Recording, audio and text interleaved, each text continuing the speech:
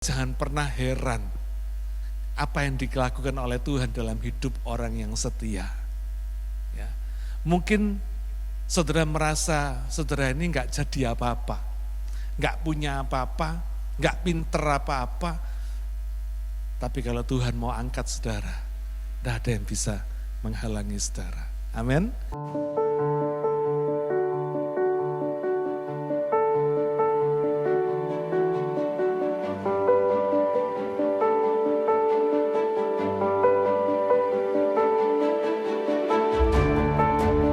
Hari ini saya akan berkhotbah dengan judul melayani Tuhan. Saudara, banyak orang yang tidak bisa membedakan antara melayani Tuhan dan melayani pekerjaan Tuhan. Meskipun kalimatnya beda sedikit, beda tipis, tapi sesungguhnya arti atau maknanya sangat jauh berbeda.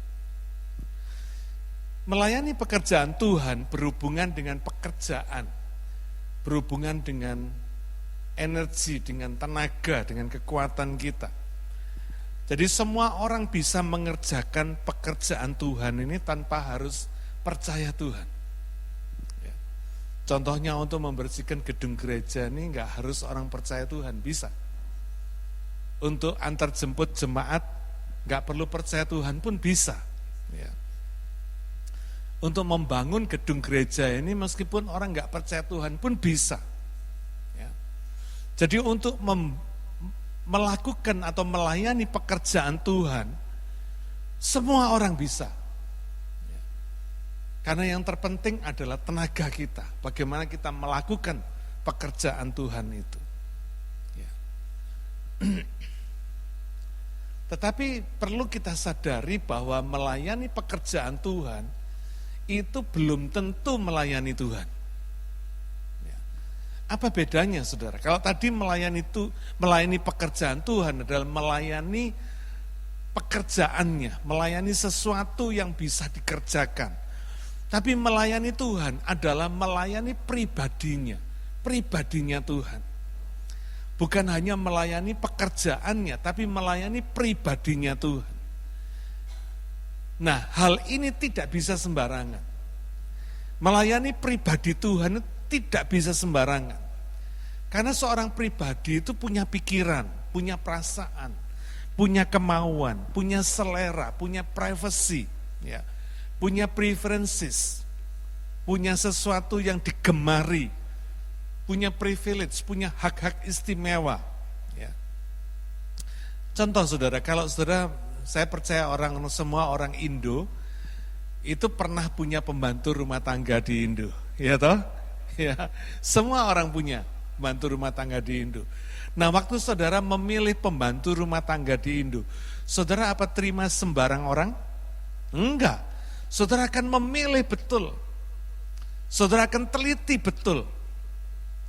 Siapa yang bisa menjadi pembantu rumah tangga saudara? Harus cocok di hati saudara. Bukan cuma sekedar dia bisa kerja, tidak. Tapi saudara lebih memilih pribadinya orang ini. Mungkin saudara akan mengabaikan sedikit kekurangan-kekurangannya dalam hal bekerja, tetapi kalau ketika saudara melihat pribadinya orang ini baik, saudara bisa menerimanya sebagai pembantu rumah tangga saudara. Amin. Ya, itu semua kita punya pengalaman itu di Indonesia. Ya. Nah, saudara bayangkan, kalau untuk seorang pembantu rumah tangga saja kita milih saudara, kita teliti, kita seleksi baik-baik, kita tidak sembarangan menerima pembantu rumah tangga ini.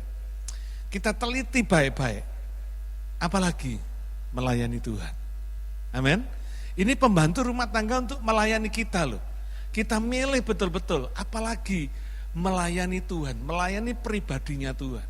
Sesuatu yang betul-betul tidak sembarangan. Ya.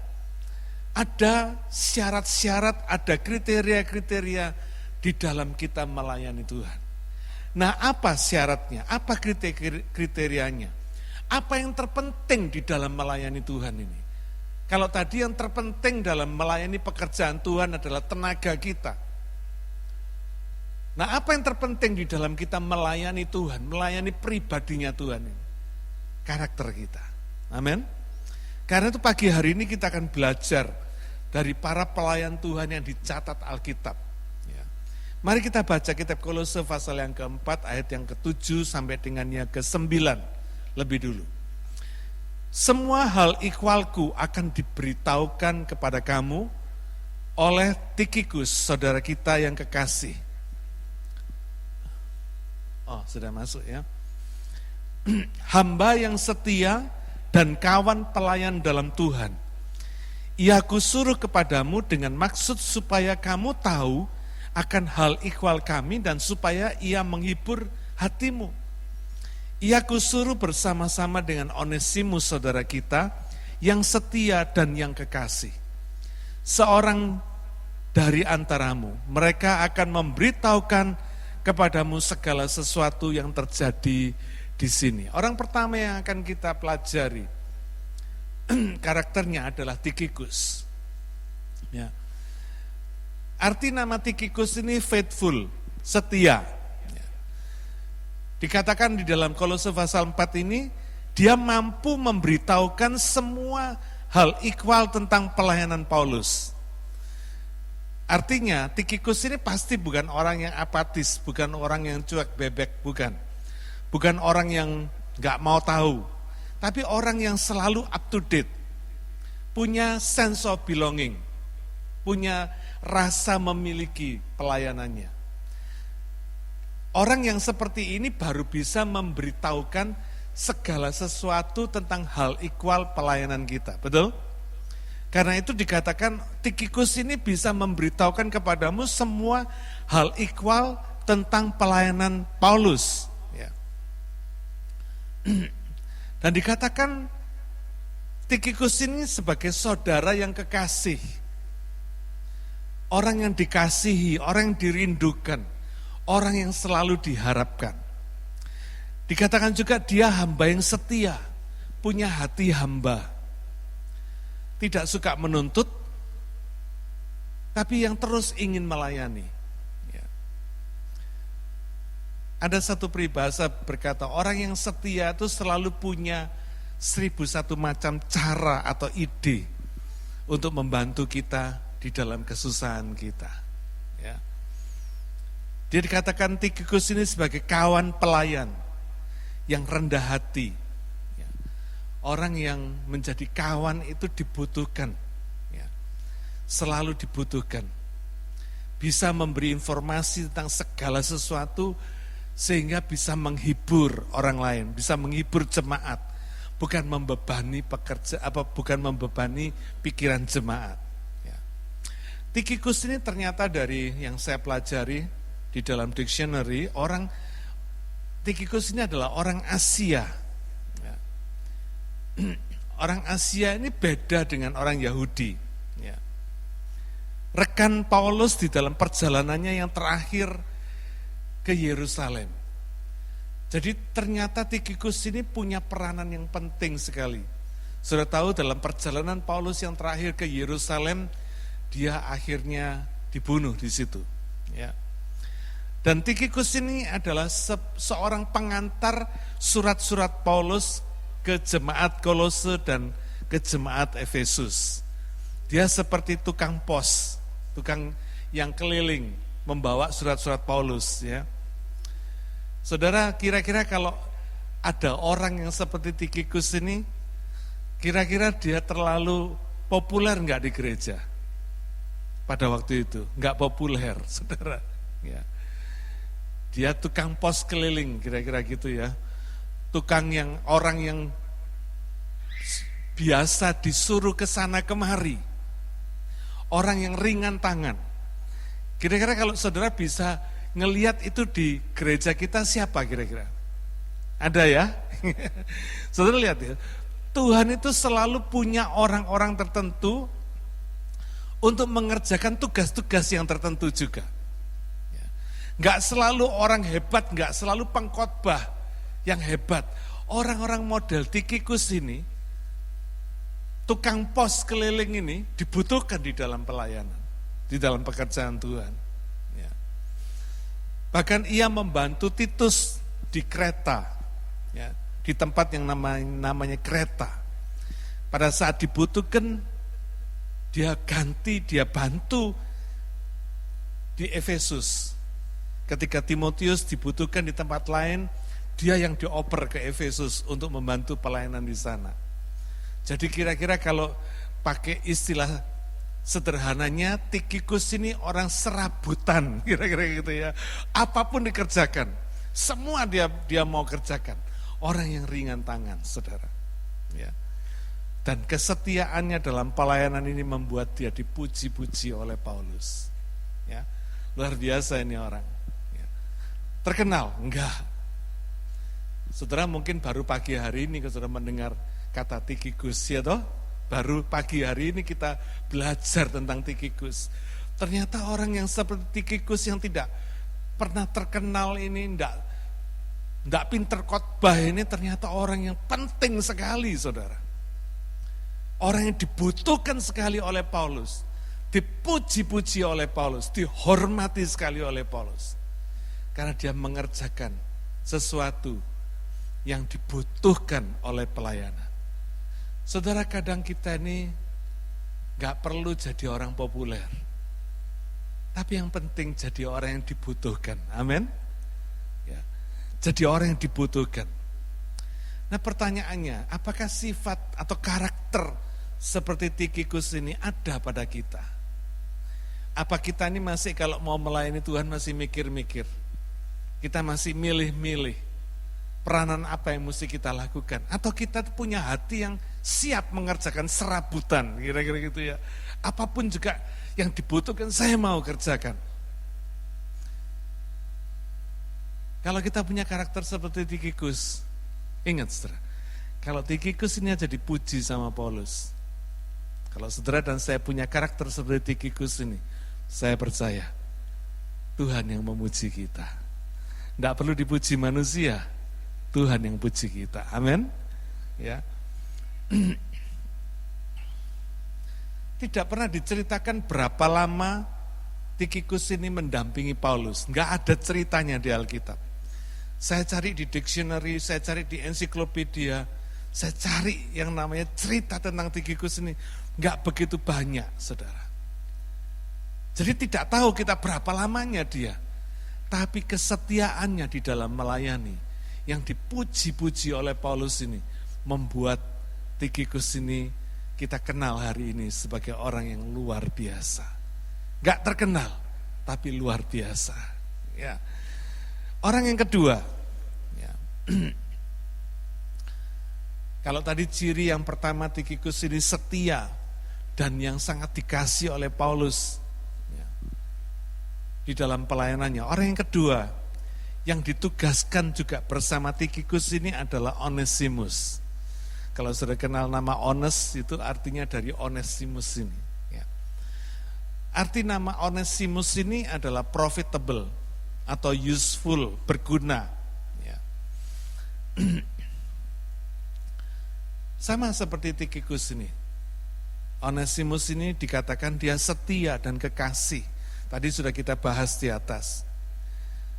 Nah siapa Onesimus ini? Dia ternyata bekas budaknya Filemon. Bayangin saudara ya, bekas budak. Ya. Dia lari dari tuannya karena dia tidak tahan terhadap apa yang dia mesti kerjakan sebagai budak di dalam rumah tangga Filemon. Dia ketemu Paulus ketika Paulus ada di penjara. Ya. Filemon adalah orang yang berpengaruh di Kolose pada waktu itu. Ya. Dia ketemu Paulus di penjara Efesus. Dan dari kisahnya, dari cerita yang diketahui oleh Paulus tentang Onesimus ini, bahwa dia adalah budak milik Filemon, karena begitu bergunanya, begitu profitable-nya Onesimus ini sesuai dengan namanya, useful. Sebetulnya Paulus ini ingin supaya Onesimus ini membantu dia di dalam pelayanannya di penjara. Tapi Paulus sadar bahwa karena dia masih menjadi miliknya Filemon, Paulus harus mengirim Onesimus ini kembali ke Filemon, kembali kepada pemiliknya. Etikanya begitu. Akhirnya kita tahu saudara, lewat kisah ini akhirnya Paulus menulis surat kepada Filemon. Ya. Dia bilang sama Filemon, tolong terimalah Onesimus ini. Dulu mungkin dia tidak berguna, tapi terimalah dia sebagai saudara seiman. Ya, luar biasa, saudara ya. Lihat karakternya Paulus ini. Dia bukan taking for granted.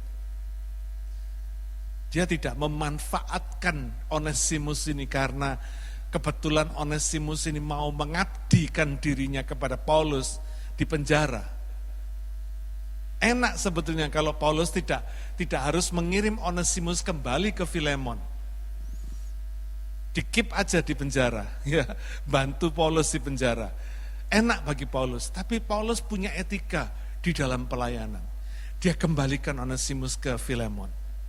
Ini budakmu, ini milikmu. Terimalah Onesimus ini.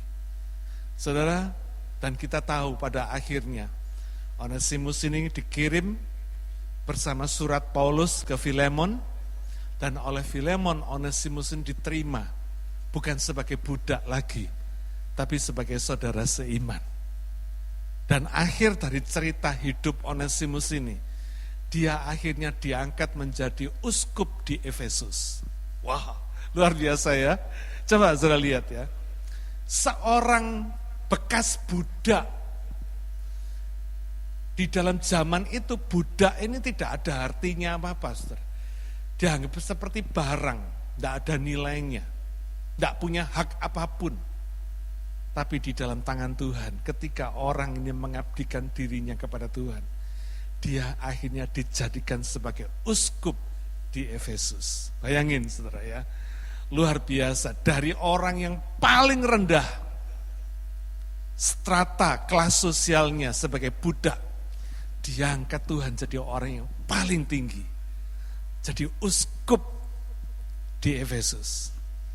Karena saudara jangan pernah heran apa yang dilakukan oleh Tuhan dalam hidup orang yang setia. Ya.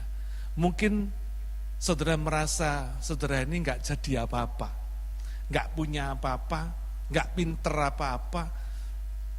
Tapi kalau Tuhan mau angkat saudara, tidak ada yang bisa menghalangi saudara. Amin. Alkitab berkata kalau Tuhan sudah membuka, nggak ada yang bisa tutup. Kalau Tuhan sudah menutup, nggak ada yang bisa buka. Karena itu biarlah kita punya karakter seperti Onesimus ini. Ya. Dengan kata lain, seorang ex-budak, bekas budak seperti Onesimus ini, menjadi mata rantai penghubung dari Filemon sampai ke Kolose. Bayangin saudara, ex-budak loh ini. Meskipun dia ex-budak tapi dia setia. Dijadikan Tuhan menjadi satu mata rantai penghubung antara pelayanan Filemon dan pelayanan di Kolose. Kalau saudara dan saya setia hari ini, bisa enggak Tuhan jadikan mata rantai penghubung dalam pelayanan di Sydney maupun di mana saja, dari komunitas yang satu dengan komunitas yang lain? Bisa enggak? Bisa. Karena itu biarlah kita punya karakter seperti Onesimus ini. Ya. Miliki karakter seperti Onesimus ini.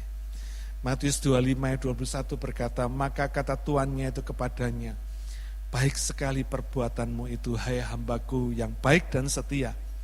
Engkau telah setia dalam perkara kecil, aku akan memberikan kepadamu tanggung jawab dalam perkara yang besar. Masuklah dan turutlah dalam kebahagiaan Tuhanmu.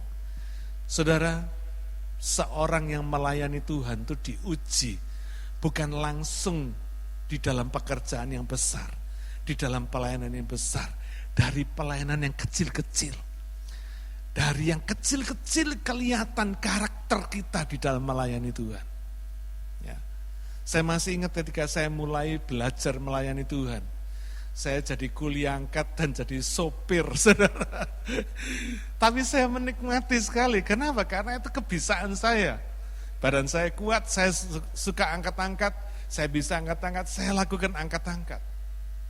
Jadi kalau saya pergi pelayanan, saya harus berangkat paling pagi, karena mesti ngambil mobil, mobilnya pinjaman, ya.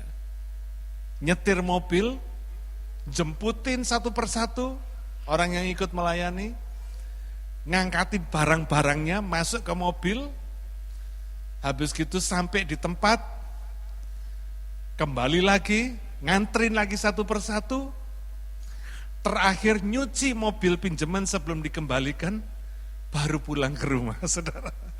Dan itu saya lakukan bertahun-tahun, tapi hati saya penuh sukacita. Kenapa? Karena saya tahu, saya melakukannya untuk Tuhan. Amin. Belajar melayani. Tidak perlu jadi orang terkenal, saudara. Bertahun-tahun saya melayani di desa-desa. Saya bertobat tahun 1977. Bertahun-tahun.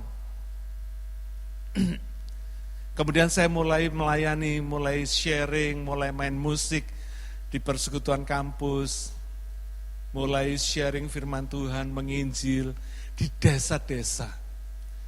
Tiba-tiba tahun 1988, saya dapat undangan.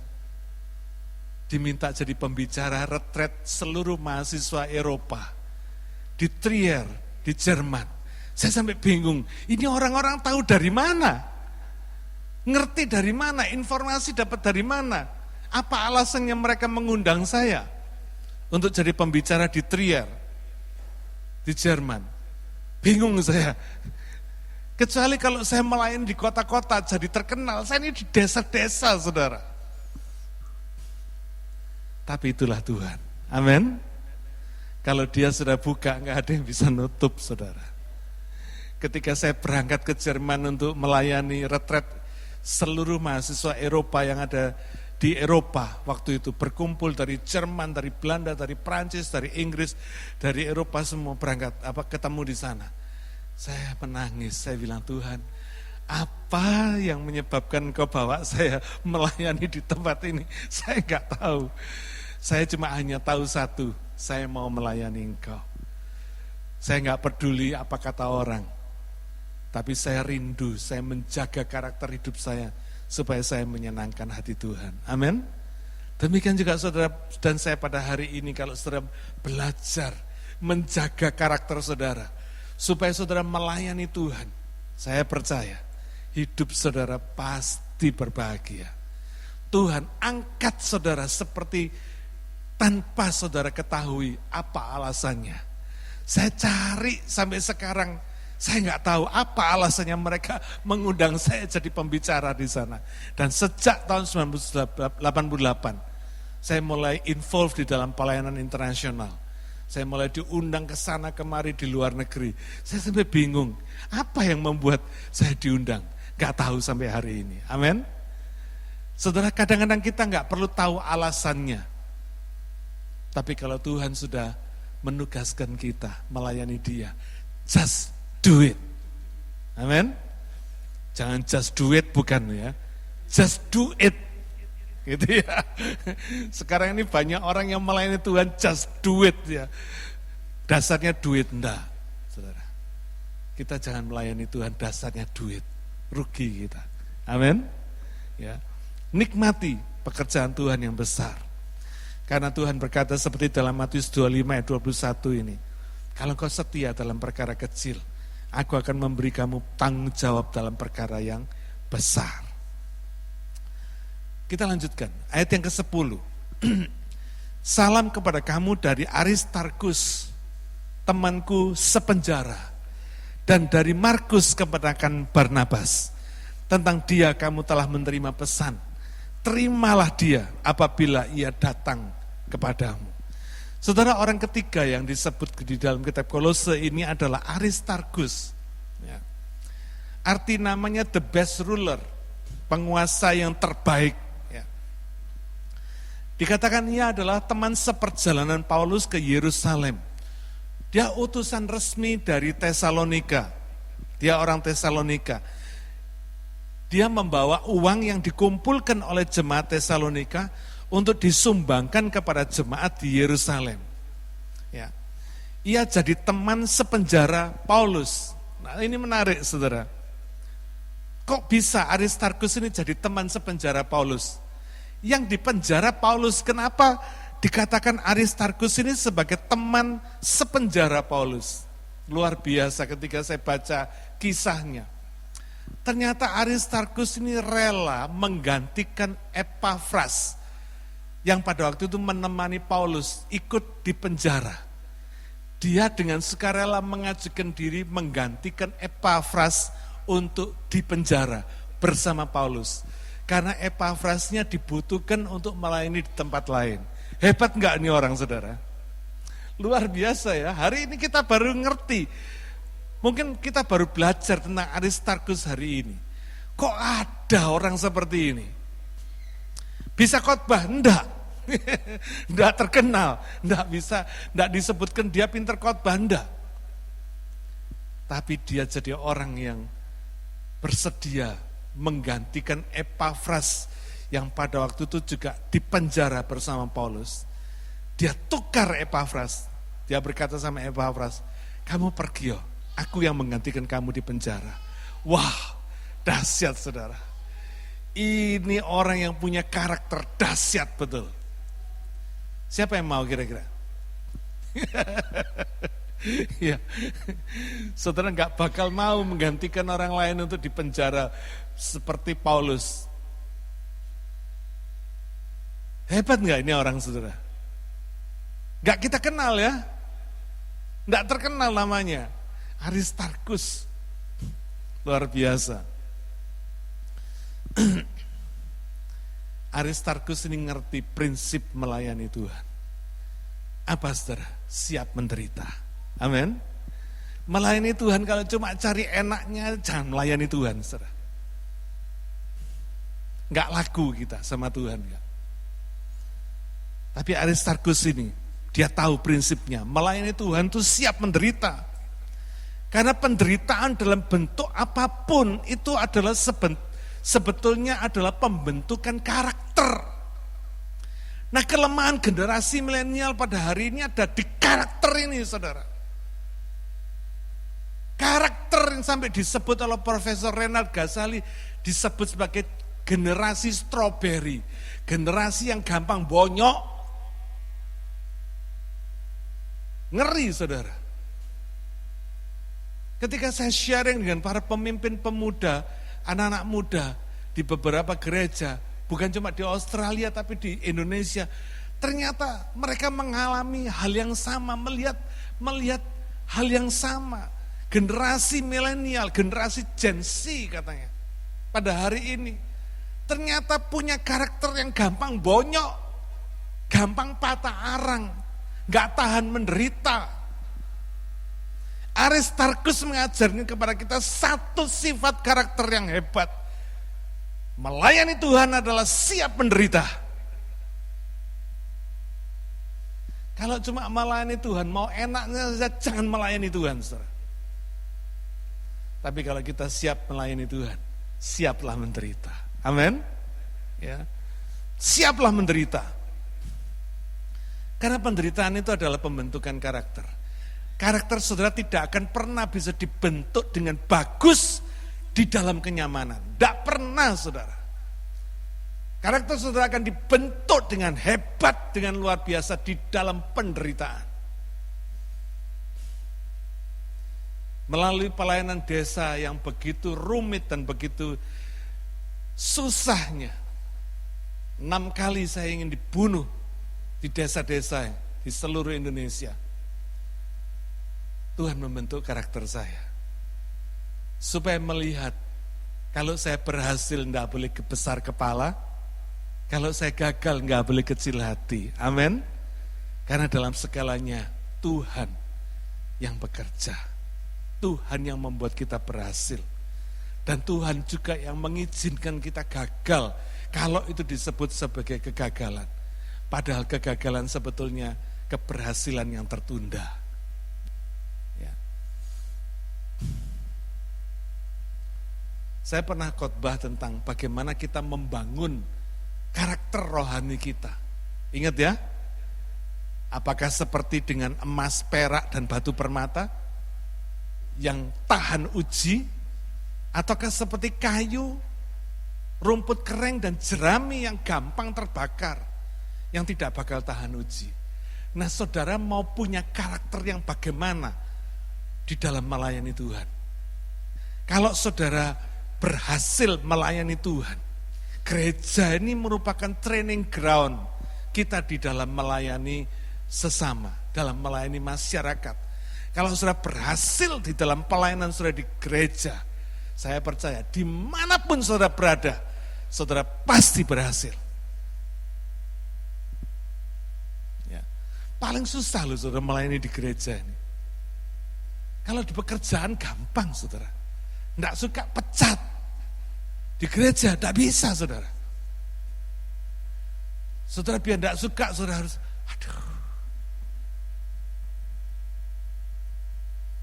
tidak selalu menyenangkan. Kadang-kadang saudara harus ngelus dodo. Tapi itulah gereja. Bukan tempat kuburan rohani, tapi hospital, rumah sakit yang membuat orang datang ke gereja sakit sembuh. Amin. Enggak boleh diolok-olok, enggak boleh ditekan, enggak boleh diapa-apain. Harus dilayani dengan sebaik-baiknya. Aristarkus ini punya karakter yang teruji dengan penderitaan.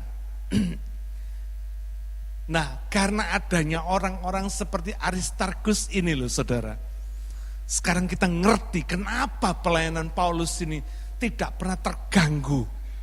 Meskipun dia banyak ditinggalkan oleh orang-orang yang dulu sebelumnya melayani bersama Paulus. Saudara, ada orang-orang yang seperti Aristarkus ini membuat hati Paulus jadi besar. Amin. Saudara, enggak butuh orang terlalu banyak dalam melayani Tuhan. Tapi orang-orang yang berkualitas karakter seperti Aristarkus ini. Wow, itu yang membuat hati Paulus terhibur. Kualitas karakternya bukan kaleng-kaleng, saudara. Ya. Bukan sebentar hebat, sebentar kayak Coca-Cola. Ya. Sebentar semangat, sebentar hilang semangat. Enggak. Miliki karakter seperti Aristarkus ini. Amin. Orang yang keempat adalah Markus. Nah, menarik saudara. Markus ini disebut sebagai Yohanes Markus, dikenal sebagai Yohanes Markus. Ya. Menariknya dalam ayat yang ke-10 ini dikatakan jemaat Kolose ini diminta menerima Markus. Ya. Kenapa? Ada sebabnya saudara. Karena Markus ini, gara-gara Markus ini hubungan kerjasama Paulus dan Barnabas putus saudara. Bayangin ya, dua hamba Tuhan besar ini. Ya. Putus gara-gara si Markus ini saudara. Hebat gak si Markus ini? Ini pendekar ini. Ya. Siapa Markus ini? Ternyata dia ini orang Kristen yang besarnya mulai dari kecil, besarnya hidupnya bertumbuhnya di Yerusalem. Dia dari keluarga Kristen. Rumahnya dijadikan tempat berkumpulnya orang-orang Kristen. Bayangin ya. Hebat nih Markus ini saudara. Lahir dari kalangan keluarga Kristen, rumahnya dipakai buat persekutuan, kira-kira begitu ya, buat gereja, buat kebaktian. Tapi Markus ini tidak pernah jadi muridnya Yesus. Dia tidak pernah mengikuti semua kegiatannya Yesus, nggak pernah Markus ini. Menarik, jadi kalau saya baca dalam Matius 10 ayat 2-4, di mana di situ disebutkan ditulis nama-nama 12 murid Yesus, saudara cari nggak ada nama Markus ini. Ya, nama Markus ini tidak pernah tertulis sebagai 12 murid Yesus. Ya, nggak pernah. Nah, Markus ini dibawa oleh Barnabas dan Paulus ke Antiokhia. Saya ingat ya waktu itu di Antiokhia, pertama kali orang-orang yang percaya Yesus ini disebut orang Kristen. yang artinya pengikut Kristus. Ya. Markus dibawa ke Antiokhia. Nah, di Antiokhia ini Barnabas mewakili rasul-rasul yang ada di Yerusalem pada waktu itu menerima orang-orang yang non-Yahudi untuk yang percaya Injil. Ya. Hebat ya, diberi pengalaman yang luar biasa. Jadi pertama kali orang-orang non-Yahudi yang percaya karena pemberitaan Injil diterima di Antiokhia ini. Ya. Markus ini punya pengalaman yang seperti itu. Gak cuman itu aja, kemudian Markus ini oleh Barnabas dan Paulus dibawa dalam perjalanan misi yang pertama. Berangkat dari Siprus. Tapi tiba-tiba Markus ini meninggalkan Barnabas dan Paulus. Pulang kembali ke Yerusalem, saudara. Bayangin ya, ikut bersama pelayanan, perjalanan misi, tiba-tiba ngilang, saudara. Ternyata dia balik ke Yerusalem. Nah, diselidiki kenapa dia kok balik ke Yerusalem. Ternyata Markus ini hubungannya dengan Petrus lebih dekat daripada hubungannya dengan Paulus. Dia lebih dekat sama Petrus. Petrus orang Yahudi. Ya. Paulus juga Yahudi, tapi dia lebih dekat dengan Petrus. Nah, kita tahu hubungan Petrus dan Paulus ini pada suatu ketika tidak harmonis. Ya. Nah, gara-gara Markus ini meninggalkan Barnabas dan Paulus, tiba-tiba pulang sendiri ke Yerusalem. Akhirnya ketika Barnabas ingin membawa Markus ini dalam perjalanan misi yang kedua, Paulus nggak setuju. Tapi Barnabas yang ngotot mau bawa Markus. Kenapa? Karena si Markus ini keponakannya Barnabas. Akhirnya gara-gara si Markus ini putus hubungan. Barnabas sama Paulus pisah. Markus sama Barnabas terus berangkat menuju ke Siprus. Paulus pergi dalam misinya, dalam perjalanan keduanya ke Asia. Putus hubungan. Sejak hari itu Barnabas dan Paulus tidak pernah kerjasama lagi. Ya. Tapi akhirnya Markus ini sadar. Dan terakhir ketika Paulus ada di dalam penjara Roma, dia menggabungkan diri dengan Paulus di Roma. Paulus menerimanya kembali. Ya, luar biasa, saudara. Karakternya Paulus ini. Nah, saudara lihat Markus ini. Lahir dari keluarga Kristen, rumahnya dipakai sebagai tempat kebaktiannya orang Kristen, kumpulannya semua orang Kristen, tapi nggak pernah mengalami pemuritan, nggak pernah dimuridkan. Nah, orang-orang seperti Markus ini yang tidak pernah dimuridkan, yang tidak pernah mau dimuridkan, ketika dia dilibatkan dalam pelayanan akhirnya membawa perpecahan. Kenapa? Karena karakternya belum terbentuk. Karakter ilahi, karakter rohani yang dibutuhkan seorang pelayan Tuhan untuk melayani Tuhan belum terbentuk. Akhirnya bikin perpecahan. Karena itu jangan pernah menolak pemuritan. Ya, pemuritan itu bukan sesuatu yang sederhana. Pemuritan itu membentuk karakter kita supaya jadi orang yang sungguh-sungguh melayani Tuhan. Ya. Paulus tidak pernah dendam sama Markus. Ketika dia kembali bergabung, Markus diterima dengan sepenuh hati. Ya. Bahkan Markus ini ternyata pada akhirnya dikenal sebagai penulis Injil yang pertama, yaitu Injil Markus. Hebat ya, saudara. Orang yang jadi sumber perpecahan pada awalnya. Akhirnya ketika dia bertobat, dipakai Tuhan jadi pengabar, jadi penulis Injil yang pertama, yaitu Injil Markus. Dan dari Injil Markus ini ditulis informasinya banyak dikutip oleh Injil Sinoptik yang kedua, yaitu Matius dan Lukas. Sehingga ada 3 Injil Sinoptik.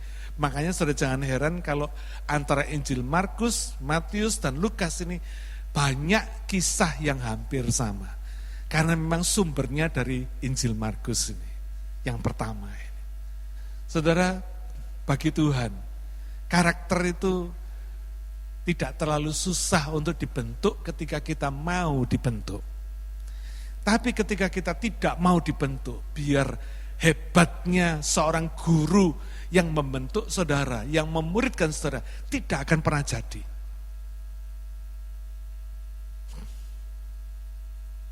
Ya. Saya mengenal banyak teman-teman saya yang hebat-hebat. Ketika saya masih di dalam persekutuan kampus waktu itu, saya selalu mengagumi teman-teman saya ini sebagai orang-orang hebat, pintar dalam akademis, pintar di dalam melayani Tuhan, pintar di dalam belajar firman, segalanya serba pintar, saudara. Tapi ketika sekian lamanya, setelah berlalu, saya mulai cari mereka satu persatu.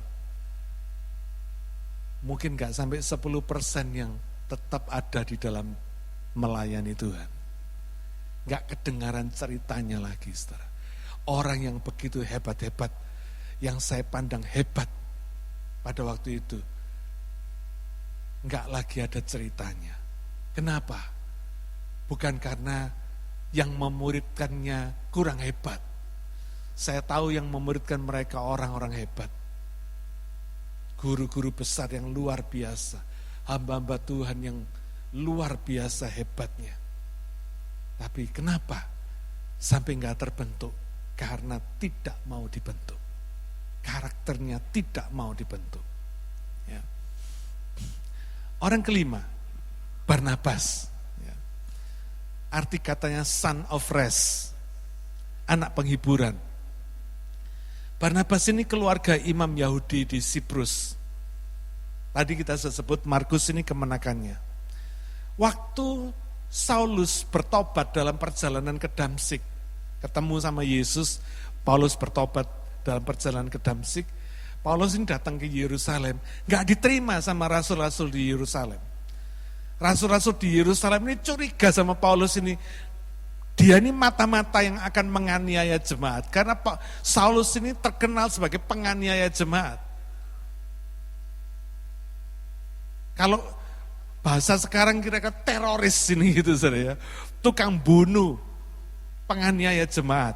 Makanya nggak diterima dia. Siapa yang tampil? Barnabas. Barnabas yang tampil. Dia yang bawa Saulus, memperkenalkannya kepada rasul-rasul di Yerusalem. Dia yang menjamin Saulus kepada rasul-rasul ini. Hebat ya Barnabas ini. Dia yang memastikan Saulus ini bukan mata-mata. Ya. Akhirnya Saulus diterima sebagai muridnya Yesus. Murid orang Kristen, muridnya Yesus. Sama-sama seperti Petrus dan yang lain-lain. Ya. Nah, ketika Barnabas ini diminta mewakili rasul-rasul di Antioquia yang tadi saya ceritakan, ketika menerima orang-orang non-Yahudi pertama kali menjadi orang Kristen, ternyata Barnabas ini sebelum Petrus datang di Antioquia pada waktu itu, dia bisa bergaul dengan orang-orang non-Yahudi ini. Bisa makan bersama, bergaul bersama. Tapi ketika Petrus datang ke Antioquia, Barnabas ini tiba-tiba tertekan oleh tekanan politik orang-orang kelompok Yahudi ini.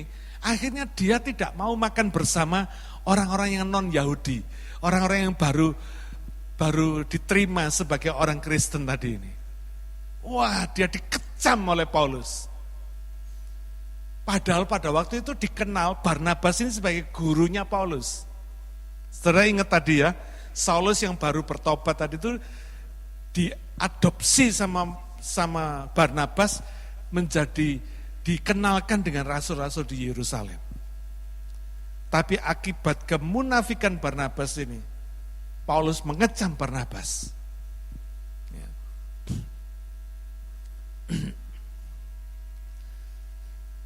Dan karena jasanya Barnabas yang membawa Paulus dalam perjalanan misi yang pertama tadi dari Siprus, yang bawa Markus tadi itu.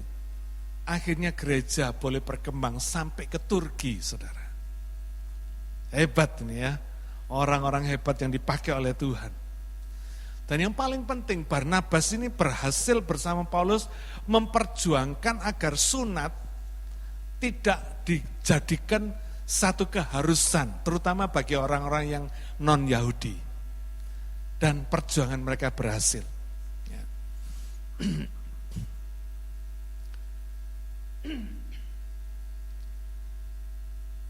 Nah, saudara, ketika Barnabas ini terkenal menjadi orang yang hebat dalam pelayanan pada waktu itu, tapi kita bisa lihat pada akhirnya pun juga sehebat apapun Barnabas ini tetap manusia, punya kelemahan. Amin. Akhirnya dia harus berpisah dengan Paulus. Ya. Dia dikecam oleh Paulus. Ya. Ada dua persoalan prinsip yang pada waktu itu tidak bisa diterima oleh Paulus. Yang pertama tadi dianggap Barnabas ini hipokrit, munafik. Di belakang Petrus dia berani makan bersama-sama orang non-Yahudi. Tapi ketika Petrus datang, dia tidak mau makan bersama orang Yahudi. Yang kedua, karena Barnabas ngotot mau bawa Markus. Akhirnya karena dua persoalan ini, Barnabas dan Paulus berpisah. Tidak lagi bekerja sama. Ya. Tapi kalau saudara perhatikan di sini ya, Paulus ini memang hebat. Meskipun kerjasamanya dengan Barnabas berakhir, tapi persahabatannya, persaudaraannya dengan Barnabas tidak pernah terputus. Terbukti dari mana? Dari surat-surat Paulus, dia selalu menghargai Barnabas. Dan dia selalu memuji dan menghormati Barnabas sebagai saudara seperjuangan dan saudara di dalam pelayanannya.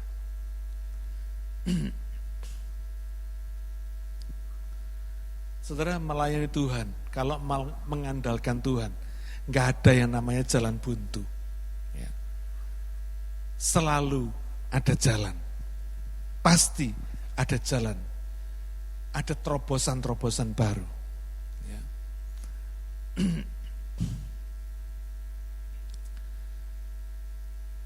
Saya akan lanjutkan khotbah saya ini minggu depan, ya, karena masih ada bagian kedua yang harus saya sampaikan. Ya. Kita akan belajar lagi dari beberapa tokoh pelayanan Tuhan yang diceritakan di dalam Kolose pasal yang keempat ini. Saya berharap apa yang kita pelajari pagi hari ini boleh mengingatkan kita kembali.